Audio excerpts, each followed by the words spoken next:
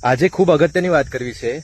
અગાઉ જે બાબતે ઘણા બધા યુવાનોના ફોન પણ આવેલા છે અને આજે એક ગામમાં જવાનું થયું, યુવાનો મળ્યા, વાતચીત થઈ.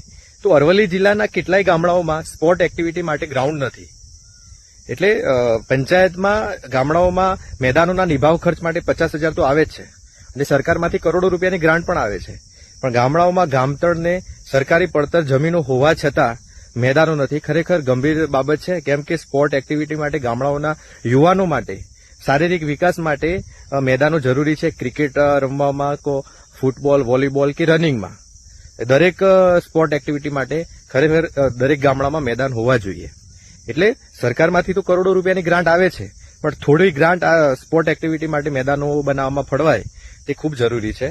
એટલે અરવલ્લી જિલ્લાના આ વિડીયો જોતા તમામ યુવાનોને વિનંતી છે કે જો ગામમાં મેદાન ના હોય અને મેદાનની જરૂરિયાત હોય તો આ બાબતે ગ્રામ પંચાયતમાં જઈને તલાટીને રજૂઆત કરે અને એક ઠરાવ કરાવીને તાલુકા વિકાસ અધિકારીને મોકલી આપે. આપણે તો આ બાબતે જિલ્લા વિકાસ અધિકારી સાહેબશ્રીને, કલેક્ટર સાહેબશ્રીને લેખિતમાં રજૂઆત કરીશું કે ગામડાઓમાં સ્પોર્ટ્સ એક્ટિવિટી માટે ગ્રાઉન્ડ્સ બને.